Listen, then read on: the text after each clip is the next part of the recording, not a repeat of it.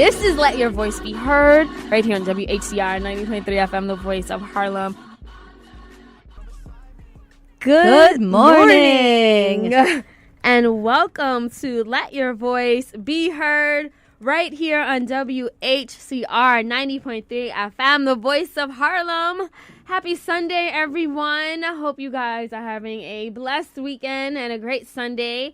Of course, this is Let Your Voice Be Heard, where we talk politics, social issues, and the detriment of Donald Trump every Sunday right here from 11 a.m. to 12 noon. Seriously, it's like, what else is there left to talk about, right? If we're not talking about Trump and his Twitter tirades and attacks and everything else that he's doing to ruin the country. So my name is, I'm sorry if I'm being a little hyperbolic, or maybe I'm not. It's funny because it's true. Yeah, seriously. Maybe I think I'm being accurate. My name is Selena Hill. Of course, you can find me on Instagram and Twitter at Miss Selena Hill. Miss is spelled with an M-S and then Selena and then Hill. And yes, I am sitting in Stanley's seat because Stanley is, I think, like campaigning in Riverdale right now and probably watching us. That's what they call it these days? Yeah, that's what sleeping in and being hungover is called these days. Canvassing in Riverdale. Canvassing. Yeah, canvassing, right? That's like when he makes fun of you for working at the Essence Fest. Yeah. I didn't realize I spent so much of my life campaigning and canvassing. Wow. I'm Seriously. doing that right now. Right. That's what they call it. So yeah. Anyway, well, big shout out to Deborah who is watching. Thank That's my you. mom. Yes, Alyssa's mom Mom. is watching us via What's Facebook up? Live. Speaking of Alyssa, do you want to introduce yourself? I do, but first I want to introduce my shirt. Oh, yes. This is my shirt. It says Gays Against Electile Dysfunction. Dysfunction, We're yes. like Ivana Whiting. Who is she? The chick on Vanna White. Yeah. Vanna White. I was close. Yeah, no, you got it. I called her Ivana White. I keep getting confused. Ivanka? It must be that Russian thing. Seriously. Anyway, so I'm Alyssa Fuchs. I'm your political and legal correspondent and also your token gay. And you can find me on Facebook at facebook.com/Alyssa Fuchs with an I, or on Twitter at Alyssa Fuchs, or on Instagram, Alyssa.Fuchs, because I got to keep mixing it up a little bit here and there. And of course, you can also leave a comment on the Politically Preposterous fan page or on the live stream, which is facebook.com/Let Your Voice Be Heard. Absolutely. And before we introduce our special guest correspondent for the day, I want to give a shout out also to my cousin Alicia, who is watching and just put hearts. Thank you. Roland, who's also watching, and we have a few other people watching Facebook Live. We appreciate you guys, and make sure you leave those comments on our Facebook Live so that you can join and engage in our conversation. Chad, you're back. Hi, how are ya? Well, Good morning. Such a pleasure to be back. Glad to see you guys again. we are very happy to have you back. Please introduce yourself for anyone who does not know or follow you on Facebook. Well, my name is Chad R. McDonald, and I am an immigrant. I am the scariest thing that Donald Trump has ever seen. If I were a person of color and female and gay, so Do you I have guess calves the size of watermelons? I have Isn't that calves what- the size of watermelons. Back in the day in the 90s in New York, this is a true story. I used to hang out at McSorley's old ale house, and the bartender used to call me Iceback because I'm Canadian. Oh, my God. Yeah, oh yeah. Canadian A. Well, very happy to have you back. Tell people how they can follow you and all the pages that you run on Facebook. Yeah, well, so that's my big deal is I run a lot of Facebook fan pages. Chances are good you follow one of them. I cover everything from sports to politics to parenting to toy reviews. Oh, wow. I am best known probably for the good, the Chad, and the ugly on Facebook, but I also run large popular pages such as I love to wake up in the morning when Barack Obama was president, and we hate Donald J. Trump, so you can probably sense a theme there. A little bit. And then, of course, Yankees, Rangers, Giants. If you like any of those teams, you've probably seen my work, too. Yes, and... Who are you? Well, I introduced myself already. I also wanted to say you're wearing a Captain America shirt and you brought the shield. That's my backpack, yeah. Oh! No, when you work in web content and social media, you've got to have a handy-dandy carrying case that can protect your computer and all your electronic components. And what better than Captain America's shield? Nothing is better than that.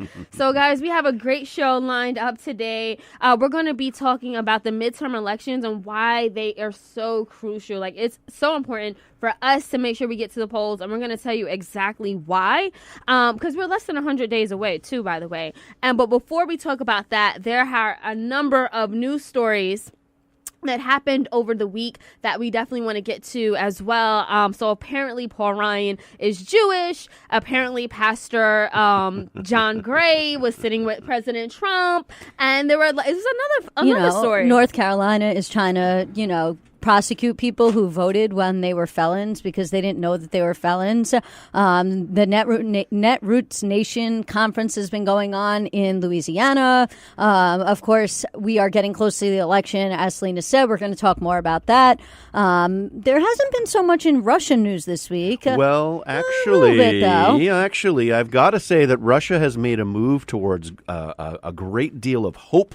They have assigned Steven Seagal as the envoy to improve U.S.-Russia relations. And let me tell you, Russia, this is your chance to get the whole world on your side. Get Steven Seagal to stop making movies. And of course, before we go to a break, we also want to send a happy birthday to President Barack Obama. Yesterday was his birthday. Woo! Of course, he's like our favorite president. And he was also rated on the top of the most popular presidents in modern times list, which also came out yesterday. Illinois actually had an Obama Day initiated yesterday. Yay. So, yay, Obama. Yes, yay, Obama. Happy 57th birthday. On that note, we do have to take a quick break. But before we do, Alyssa will give you the phone number as well as the Twitter, as well as every way else that you can reach us. Sure. You can call us at 212-650-6903. You can also leave us a comment at facebook.com/letyourvoicebeheard on the live stream. You can tweet us at BeHeard_radio. We're also on Instagram, and that is at BeHeard_radio as well. So definitely leave us a comment or a question. We're going to take a quick break, and when we come back, we will be talking more about the news. Haters in danger. Whole lot of gangin'. 35 change. And we are back. This is Let Your Voice Be Heard right here on WHCR 90.3 FM, the voice of Harlem. Happy Sunday. And thank you guys so much for tuning in via Facebook Live. Leave those comments and questions. Participate in this conversation because, of course, we want you to let your voice be heard. But if you happen to be listening via podcast, thank you so much. And please share this with your friends on Twitter, Instagram, and Facebook. So, that being said, last night was actually the final night of this year's Netroots conference. But this year, guess what happened? And if you guys aren't as familiar with the Netroots Nation conference, this was the conference in which Bernie Sanders was infamously interrupted by a Black Lives Matter protester.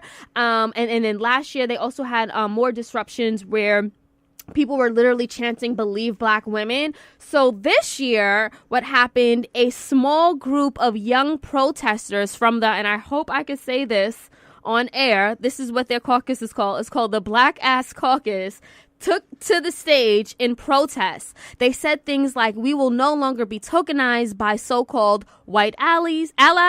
And then another protester, a young woman, she stood up and criticized progressives who speak about economics and class without mentioning race, right? So this all happened last night. It was trending on Twitter. We actually have the founder of the Black Ass Caucus on the line with us right now. We have Brittany Braxter, who is on the line with us. Good morning, Brittany. Morning. Good morning. So I am co-founder with, also we have on the line, Alicia Calvin, who is from Louisiana, and LaTwyla Matthias, who is in the DMV with me. So we all actually got together to start the Black Ass Caucus because we realized that there was intentionally no space for Black folks at Netroots. And Netroots is too expensive for us to come and not have a place where we can talk about things that matter to us. Well, ladies. Yes. Well, welcome to you all to Let Your Voice Be Heard. And you know what? I'm so glad that you brought that up, Brittany, because obviously we want to talk about why you started this. But, when you say there was no space for people of color, I actually read that Netroots Nation opened with 5 keynote speakers of color, including Alexandria Ocasio-Cortez, and the majority of the panelists and the presenters were people of color. So it sounds like they are opening up space to people of color, and they share that same value that we have, that representation matters. So I'll say this, right? When it's nice to have Black and brown people speaking, it's a completely other thing to actually like have rooms for Black and brown folks to congregate and have spaces for Black and brown folks to be in, and to have access for Black and brown folks to actually come to a conference, to do things that make sense, right? Like, so Netroots is incredibly expensive, and the only reason I was able to go is because my job, Vote Pro Choice, paid for me to go. There's no way I would have been able to afford that on my own. And when we walked around the conference, we recognized that it just really wasn't, it really was not designed with us in mind. I remember Twyla and I were talking about a specific panel where they were talking about building multiracial coalitions, and all of the panelists were older white men, except for one. So there's just like this obtuse confusion about what it really looks like to be intersectional and to be inclusive, and what it looks like to play inclusive. Brittany, great point. And I just want to have you really explain why it's so important for there to be representation and people of color to be included, specifically Black folks, in the Netroots Nation conference. I mean, out of every other conference that's going on, literally, we had the NABJ conference going on this weekend. We had the National Urban League conference this weekend. Why was it so important for you to go to the Netroots Nation conference and say, we need to have a voice? So I feel like this is a question that we should all answer, and I'll make my response really quick. I went for work, and I spend a lot of time at progressive conferences, and I've seen conferences like Policy Summit in Chicago where they do it right, and they're much better about making spaces and being really intentional about it. And it only happened at Netroots because we were there, and we were just so over going to progressive conferences and listening to white liberals erase us and talk about issues that affect us. And the reality is, like, if we're talking about anything, it hits Black and brown folks first. So if the most marginalized people are at the table making the decisions about how to solve a problem, then we have a problem. So ladies, chime in, because I think we all feel the same way about this. Yes, really briefly. Yeah. Go ahead, Alicia. I can go after you. Hi. So this is my first time at Netroots, and I'm from Louisiana. So I had the pleasure, in order to meet these young ladies here. The biggest thing about the space for Black folks was to create that space was to be organic. The whole point was to connect Black folks so that we can amplify our voice and come up with a Black ass agenda. Because the way it looked for me as a first timer, we're not being able to look at the programming and see Black folks in the space for Black folks. We just had to take that space, make that space, and show love to other Black people and make sure they felt included. After all, it's Louisiana, and we're always going to show love. And thank you so much for that. Unfortunately, that is all the time that we have, but we definitely appreciate you all for calling in and co-founding the Black Ass Caucus and the work that you were doing on the ground there. Guys, continue to listen in. We're going to actually keep things rolling, and continue to share and support Brittany, Alicia, and those who co-founded the Black Ass Caucus. Alyssa? Yeah, so speaking of the Black Ass Caucus, and one of the things that maybe the Black Ass Caucus wants to get involved with working on is a really, really disturbing story that's coming out of North Carolina right now about how Black and brown people are being jailed for illegal voting and actually charged with felonies for committing a crime that they did not even know they were committing. So basically, in North Carolina, if you've been convicted of a crime, you can vote, but you cannot vote when you are on parole or probation. However, many people do not know that, and so they go out and they register to vote, even though they're still on probation or parole, because they're not aware that they cannot vote until their sentence is completed, and they believe once they are no longer incarcerated that means that they complete their sentence, even though they still have to complete some period of either probation or parole. And so these people went out and registered to vote. Nobody told them they could not register. They actually went and cast their ballots on the day of voting. Nobody told them that they were ineligible to cast those ballots. And then thereafter, of course, a white district attorney decided he was going to prosecute these people. There is 9 of them that are now being charged with felonies. And this is, they are, if convicted, facing up to another 2 years in prison.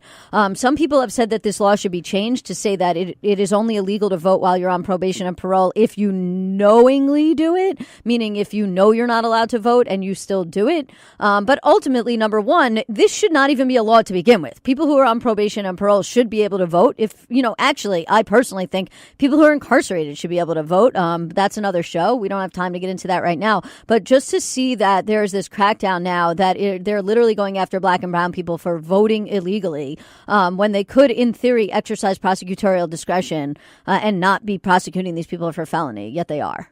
Chad? Let me just guess. This the fellow doing the prosecuting on this case, is he Republican? He is. What a shock. See, once again, we're seeing that Republicans know that black and brown people are not going to vote for them, so it's going to be an awful lot more convenient for Republicans if these people do not vote. And just the fact that they're going this far with it and actually now prosecuting and jailing people who are exercising a constitutional right, basically, just shows that we're on yet another step to authoritarianism. No, absolutely. I mean, it's ridiculous the way they're discriminating against people of color for simply executing their rights to vote. And honestly, I'm of the belief, even if you serve time, I still think that you should, after you pay your dues, you should still be able to have a voice in our political democracy. Like, it's totally unfair. But, that being said, speaking of things that are unfair, did you guys see the response that Donald Trump had to LeBron James and Don Lemon last week? Like, he literally called Don Lemon the dumbest man on earth. And, like, he blasted LeBron James because LeBron James took a slight at him. Like, he didn't even directly call Trump out or criticize him. When's he the said something so yeah. Sorry to cut you off. When's the last time Donald Trump built a school? When's the last time Donald Trump said that he was going to personally pay out of his foundation to make sure that every student that went to his school also had the money to get a college education? Because until Donald Trump is like, I built a school and I'm going to pay for kids to go to college, Donald Trump can kiss my butt and kiss LeBron's butt as far as I'm concerned. Well, no, I mean, not only did LeBron build a school, not only did he enlist children who were underprivileged to go to this school, he gave them bikes, he gave them bike helmets, he's providing them transportation, he's feeding them, he's giving them clothes, he's doing everything he can for these children. What's Trump doing? Trump is letting DeVos cut funding from predatory school loans to help people who were preyed upon by predatory school loans. The Obama administration put in assistance to help these students who were victimized by crooked lenders, and DeVos is rolling that back. So we're seeing the exact opposite from Trump. And by the way, he's now attacked LeBron James.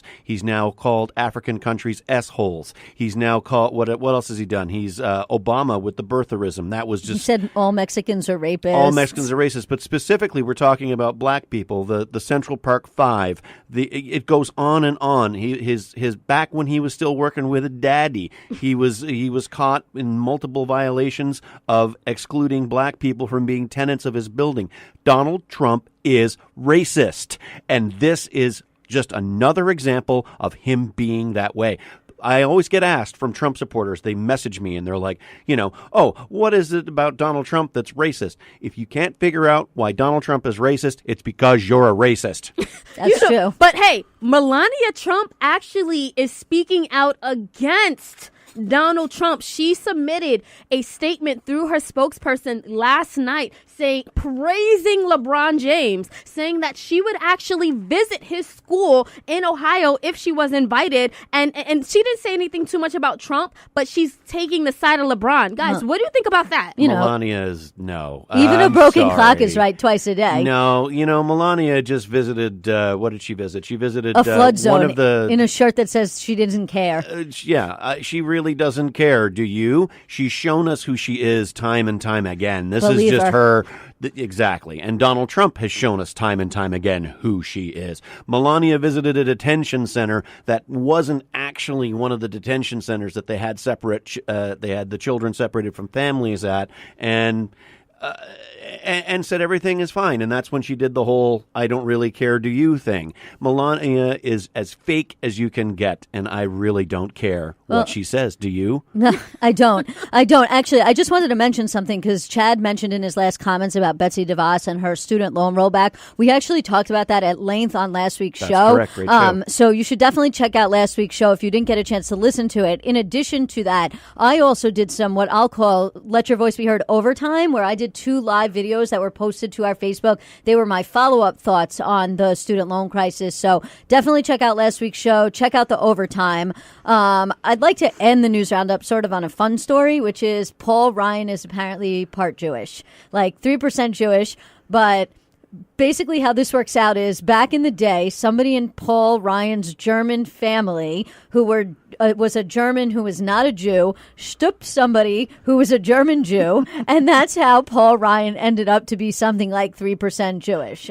But Alyssa, as a Jewish American, are you like embracive of Paul Ryan now? Like, what does this mean? It means nothing. I mean, literally nothing. One, Paul Ryan is like using this as like, oh, look at me, I'm like a little bit of Jewish now. When, Paul Ryan's never been Jewish in his life. I'm sorry. It doesn't matter if you're 3% Jewish, if you're 97% evil. And not for nothing, Judaism passes through the mother. So unless Paul Ryan's mother is Jewish, no, I'm kidding. I mean, that's like the common wisdom, but obviously many people do not follow that. Look, just because Paul Ryan is 3% Jewish, as he said, doesn't make him any less evil, doesn't make me like him anymore. When people show you who they are, believe them. Believe them. And honestly, so it sounds like there's like an undercurrent theme. It's like these horrible Republicans, they try to say something that would be politically correct, like Melania, like, oh, I support LeBron, and Paul Ryan, like, you know what, I'm actually Jewish. But the thing is, if your politics and your policies are completely against the majority of people or marginalized people in this country, we're not going to side with you. That's just the bottom line. So that being said, we actually have to take a break, but don't go anywhere. When we come back, we're going to talk about the 2018 midterm election. We're less than 100 days away, and we definitely need to be as civically involved and engaged as possible. This is Let Your Voice Be Heard. My friends, real friends, better than you.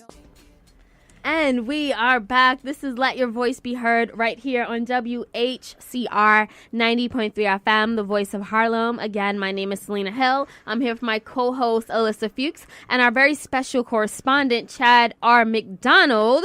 That's me. Absolutely. And if you're wondering where Jackie and Stanley are, so Stanley is somewhere Canvassing. and Jackie is preparing for her big wedding, which we will all have the privilege to actually attend in California, God willing. So I'm looking forward to that. Okay, so where we left off, we were talking about some of the things that happened in the week. But one of the biggest news stories or things that happened was basically the countdown to the 2018 midterm election.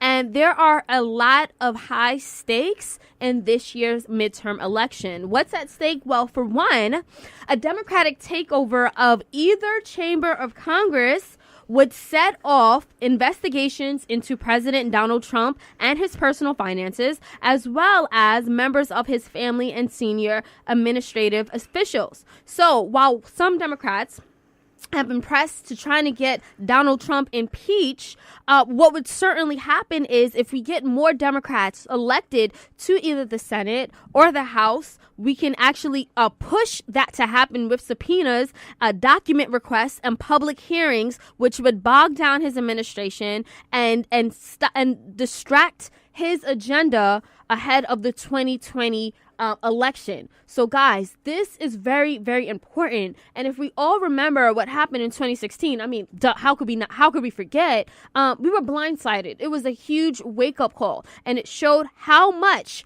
elections matter. They have consequences. I mean, we've talked about what happened with the Supreme Court on this show. The fact that we have another justice who is conservative and who wants to reverse legislation and laws on women's reproductive rights. You know, that's just one of many things that that these conservatives are trying to push. And you know what? If we don't vote and stop them, they are going to continue to be successful. All right. So that being said, I want to kick off this panel discussion simply asking, why are midterms so important? I mean, Chad, if they didn't get it by now, what would you tell people if they said, you know, why should I vote? Well, I've written about this lots of times about why the midterms are important. I remember back in 2014 when Obama was still president, and I could see the Republican rising up, and I could see how apathetic Americans were and how they, you know, whatever, people don't care. And I did my very best to get everyone to vote blue. No one listened to me. The donkey's head got chopped off, and the Republicans got another toehold into our rights. It happened again in 2016. This time the Republicans had to cheat, of course. Honestly, we all know that's what happened. The Republicans cheated. That's what they do. That's how they won this presidency. It's how they won the last presidency. And just as an aside, people are always asking me, when will Republicans find their conscience? When will they stand up to Donald Trump? They're not going to. Trump is giving the Republicans everything they want. They're never going to stand up to him because they're giving him what they want. Now, as for the midterms, not to be overdramatic, but these are perhaps the most important midterms, at least in my lifetime, if not in American history so far. If the Democrats fail to win a majority, that's pretty much going to be game over, I think. Game over. Alyssa, do you want to chime in there? I mean, look, I don't know if Democrats actually have a structural advantage to take back the Senate right now. And that just may be, like, numerically speaking, how it is. But I do think that they have a clear chance to win back the House. And I do think that this is a really, really important election. I mean, starting with potentially trying to block a Supreme Court nomination. Now, it may turn out that Mitch McConnell pushes through the nomination of Brett Kavanaugh prior to the midterm elections. But if for some reason he cannot do it, or Democrats have some kind of way to obstruct that from happening, or if Donald Trump shuts down the government over not getting border funding for his wall and therefore leads to a situation where the Republicans just are not able to get around to the nomination of Brett Kavanaugh to the Supreme Court, then Democrats have a real advantage right now in potentially winning back the House. But also, if they can figure out a way to win back the Senate, or at least tie it evenly, then they may be able to do something to, torpedo the nomination of Brett Kavanaugh. They may not be able to. But I mean, that aside from the Supreme Court, I think that we're right. This is an extremely important election because this is going to determine whether or not Donald Trump can accomplish his agenda for the next 2 years. If you remember back to 2008 when President Obama got elected, for 2 years, the Democrats basically controlled everything, which is the position Republicans are in now. And they were able to get a decent amount done. One of the main things they got done was this Obama signature achievement, the Affordable Care Act. After that, Obama basically lost all of his political capital. And in 2010, we had the rise of the Tea Party wave. And when the Tea Party wave happened, the Democrats lost Congress. We went back to having divided government, and Republicans basically obstructed the rest of Obama's agenda, not only through the next 2 years of his presidency, but through the 4 years after that. And so this is basically the Democrats' opportunity to do the very same thing to Trump. Now, that's the thing, though, is the most important caveat of what you just said, which I would absolutely agree with, is where I would take exception is Kavanaugh. I think Kavanaugh is priority one with the Republicans. I think they're going to jam him through. They don't care that they're being hypocrites. They don't care that they're doing the opposite of what they did with Obama. They don't care. Republicans do not care. They only want to win. They don't care how it looks. That's why they don't care about Trump. I think they're going to jam Kavanaugh through in September. And with the Supreme Court that heavily stacked, Democrats will be in real trouble even if they do take back the House. Yeah, you know, but good point. And I know that there are a number of key races. Really briefly, which races are you guys paying most attention to, and which one should we be paying attention to in a few words? I'm paying a lot of attention to the Cori Bush race in Missouri. And multiple other races that are going on across the Midwest, where you see Democratic women, a lot of Democratic women running for office in districts where Republicans are most vulnerable. I'm paying attention to local politics, obviously, because I think all politics is local, and I think it's really important we pay attention to our own races. But right here in my own district, which is New York 12, we're talking about a non-competitive race where Carolyn Maloney is essentially guaranteed to win. So when it comes to expending time and energy, and in some cases money, for me, I'm looking to potentially put my time, energy, and money backing somebody that is not New York, that has a real opportunity to win, but it isn't a guarantee like Carolyn Maloney is here in New York 12. So with me, obviously, I'm in a lot of the same situation Alyssa is. I'm here in New York, where there's no danger of my representatives who I enjoy. I'm in Maloney's district as well. She's not going anywhere, and so with me, I look to the red states. As you know, I'm very involved in the gun violence prevention movement, so I'm looking to help any candidate out there who's against the NRA, who is against the GOP. Well, that's the same thing. If you're against the NRA, you're also against the GOP. You're also against Russia. You're also against Trump. But it's really important to focus in on red states where you can see you can get that blueberry in the sea of tomato sauce.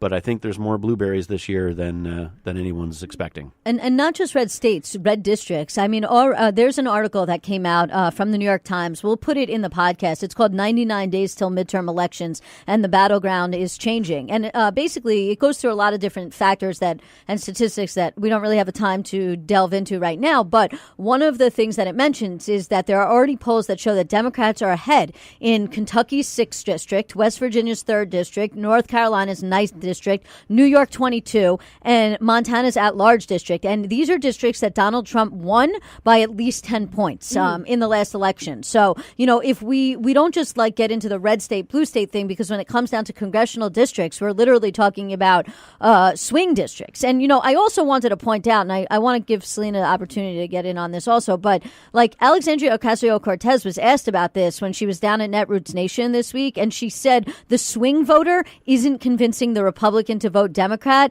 It's convincing the non-voter to get out and vote. And I think she's really right there. And I think that's really what we should be doing, is not just trying to convince Republicans who voted for Trump to come back to the Democrats, but trying to convince people who stayed home to register to vote and come out and vote for Democrats. No, you're absolutely right, Alyssa. I'm glad you brought that up as well. Democrats have been grappling with the decision on how to build a coalition, right? Should they prioritize winning back voters that they lost to Trump, or should they attempt to woo people who are outside of, you know, that their typical base, who happen to be of color, who happen to feel very disconnected from their party, but you know what? They are still very progressive by nature. And the thing is, if you look at it, there were more African Americans and Latino voters during the 2012 election who did not come out in the 2016 election. Whereas on the other hand, 65% of white voters came out in the 2016 election. So I'm of the belief that, you know what, we need to diversify,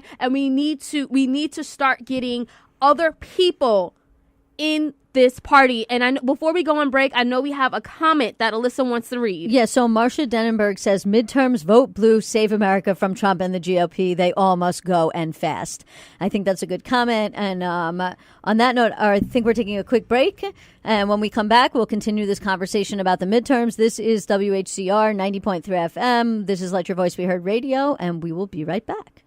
Yeah, sometimes I need someone to pick me up, overdose my mind with the things I love. You can take me there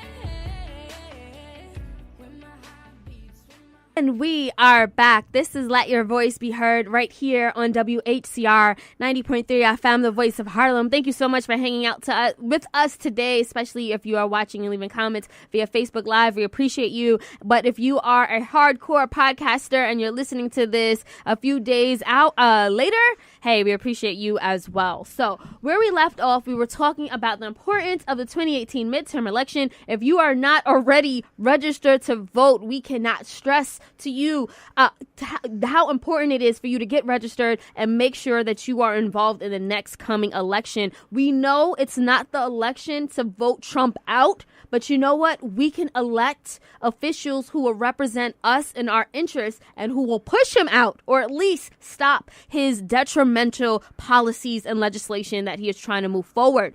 So a few days before Obama turned 57 years old, and yes, he does still look really good, he actually endorsed like 80... 100. 80?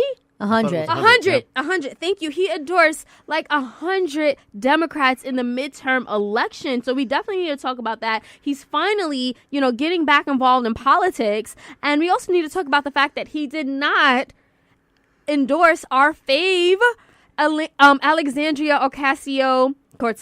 I mean, did he need to, though? She's Yes. running. That was what I was I mean, wondering. like, she's running. I mean, look, I get where people are coming from. Like, they're like, they don't understand why he endorsed so many people and not her. But I also think from a practical perspective, like, she's running in a safe district. It's like 99.9% chance that she's going to win that seat. In fact, she's been out campaigning all over the country and trying to help other Democrats because she is in such a safe seat. In fact, I don't even think people in New York know that there's a Republican running for that seat. Right. So, like, I can understand where, like, Obama wanted to throw his support behind people who really, really needed it. Like, one of the races that he endorsed was Anthony Delgado's race, which is actually where I think Stanley is canvassing today, or one of the races he may be working on. And he's running against John Faso in a district that was really close. Remember, Zephyr Teachout, actually, who's running for Attorney General in New York, actually ran against John Faso in the last election and came pretty close to beating him. And Delgado actually has a really good chance of winning that seat. And so the question is, should Obama just endorse all Democrats? Or is it really important for him to make sure he's out on the ground endorsing the people that are running against Republicans in close districts where he's really needed? Well, before we get your response to that, Chad, I'll just say this. I mean, I get it. Ocasio does not need Obama's endorsement, but I feel like if he would have did that, it would have just been like a rally for those who are on the progressive left, those who are like hardcore democratic socialists, those who are like more left leaning. I feel like it would have like just rallied the base in general if he would have stood behind this 28-year-old Latina woman, from the Bronx. Like, I just want to see more like establishment Democrats get behind young radicals. All right. So I need to say before I continue with this that I really like Ocasio-Cortez. And to build upon what Alyssa said, I'm not sure that she needed Obama's endorsement. That would be sort of like Superman endorsing Wonder Woman. No, she's fine. There's no problem. She's also been at the center of a firestorm. The right is really attacking her, and the media is sort of following along in a lot of places. They're calling her a radical. They're calling her a socialist, going as far as commie, and they are just attacking her. If Obama endorses her too, that's really going to turn it around. Now, it needs to be said that I released a meme last week about Ocasio-Cortez, and it basically said, all right, so you've got the one Republican from Nevada who was a brothel owner. He's a Republican candidate. Then you got Arthur Jones in Michigan, who's a former leader of the American Nazi Party. He's a Republican candidate. We just lost Roy Moore. We just missed having him be in the Senate. Child molester, Republican candidate. But the media is calling Ocasio-Cortez a radical. How does that work? There are some issues with Ocasio-Cortez, though. She's still a little green around the gills, and she is tripped up a few times in media appearances. I don't think it's a big problem. I think she's going to work that out. For her to be this massive a star already at the very beginning of her political career bodes well. But Obama is a strategic thinker. He thinks the long game. His administration proved that. And if he didn't endorse Ocasio-Cortez, I think it's a combination of all of that. I think it's a combination of, A, she's just starting. B, it would make her a bigger target than ever. And C, he did not need to. No, you know what? That's a great argument there. I can't really say any pushback on that. The next question I want to pose, Alyssa, is, okay, we got the endorsements. You know, we're getting more momentum around the midterm elections, but can we really win? I think we can. I mean, look, there's been 42 open seats that have been basically vacated because of Republican retirements. Many of them are in well-entrenched incumbents that really would not have been able to be competed against. But the districts that those incumbents were in are competitive districts. And so those retirements are extremely valuable for Democrats because Democrats have actually succeeded very well, as we see with Ocasio-Cortez, in recruiting well-funded, strong candidates in a lot of places, some of which are not battlegrounds, but many of which are battlegrounds. And that usually lessens the advantage of incumbency. But because there is no incumbent now, we are now seeing a situation where you have a Democrat who's green running against basically a Republican that nobody knows. Yeah. And then you also have the issue of gerrymandering, which is going to come into play in certain places. But you've had the court system in many places has now eliminated certain gerrymanders, like in Pennsylvania, for example. So I think like there are still structural advantages and geographical advantages that favor Republicans. Like, for example, there are only 9 Republican-held districts that voted more favorably for Democrats in the last 2 presidential elections than the rest of the country did. But that advantage doesn't seem to really be helping Republicans in the past couple of election cycles. And there was just another article that came out today in 538 about the gender gap. And the gender gap, they're saying, is potentially going to be huge. They said that in 2016, according to exit polls, women voted for Hillary Clinton by 13 percentage points and men voted for Trump by 11 points. And it was the 24% point gap. It was the largest ever in the history of presidential exit polls. Well, right now, they just did a generic poll on the House races, and they find that there is a 24% gender gap right now, where male voters prefer Republican candidates by 9 points and female voters prefer Democratic candidates by 15 points. And actually, that gender gap is even growing and growing and growing. And so if this is correct, then 2018's midterm election is going to have the widest gender gap that has ever happened in a congressional election since the early 90s. And so that is something that shows me that Democrats really actually can win. But that means they have to get people out to vote, and they have to register people to vote who have not voted before or who have stopped voting. They have to switch that non-voter into a voter, as I said earlier. It also needs to be pointed out that with the gender gap from the 2016 election, Hillary Clinton won that election. The Republicans stole it. Right. So if that's what the gender gap was then in 2016, then that bodes very well for the midterms. There's a lot of anger out there. People are talking right now that, well, we can't make just hate Donald Trump the message.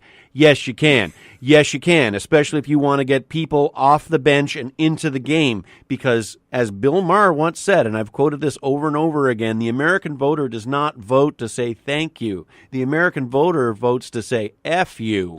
Right. And we've seen that again and again and again. And that needs to be a factor in getting people out to the midterms. I see it in my own advocacy through social media. People don't respond to, wouldn't you like to help this be a better place? People respond to, look at this piece of crap. Do you want to do something about this or not? That's when you get people up off the bench. You know what? And I have a question about that because we see the outrage amongst our peers. We see, every time Trump tweets, people are talking about it. But do you think that that's really going to motivate people to the polls, especially like those people who were Bernie or bust, those people who are millennials of color? Do you see them coming out for the midterm elections? Look, I'll say yes and no to that question. Yes, because right now, if you look at the generic congressional ballot, Democrats are currently ahead by 7.1 percentage points, 47.4% to 40.3%, according to last week's 538 average. At this time last week,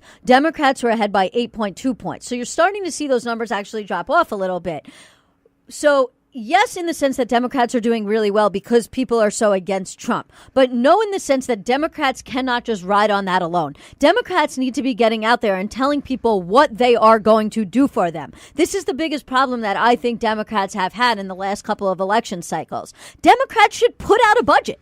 They should say, this is our budget. This is what we would prioritize if we were in charge. Democrats should put out legislation for criminal justice reform. Democrats should put out legislation for holding Russia accountable for interfering in the election. Democrats should put out a whole host of proposed legislation and say, this is what you would be getting if you vote for us. And Democrats can run against Trump, but they also need to tell people what they stand for. And so I think that Democrats have a really good advantage. But in the next 100 days or little less now than 100 days leading up to this election, Democrats really need to be telling other Democrats and people in this country what they're going to be voting for, not just what they're going to be voting against. Absolutely. Now, that is a very good plan because this has not been a new issue with the Democrats for a long time. The reason why Democrats have a hard time getting a solidified message together is because have you ever worked with Democrats? Have you ever worked with liberals to get everyone to agree on anything? It's like herding cats. Everybody goes every which way. Have you ever been on a Thursday night phone call? Look,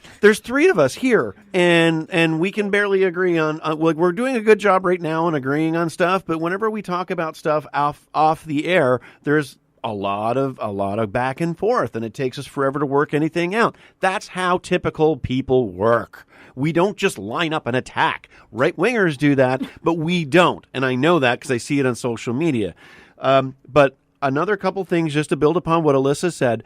Remember the Parkland shooting? The media's completely forgotten about the Parkland shooting. Those kids, David Hogg, Emma Gonzalez, they're all heroes. Cameron Kasky, they are right now traveling the country, getting young people registered and voting. So once again, the gun control movement is really been the backbeat of a lot of this stuff. We're second maybe only to black women. It was great that we had Brittany on with the Black Ass Cogniz, because as far as I'm concerned, black women are the spine of the Democrats.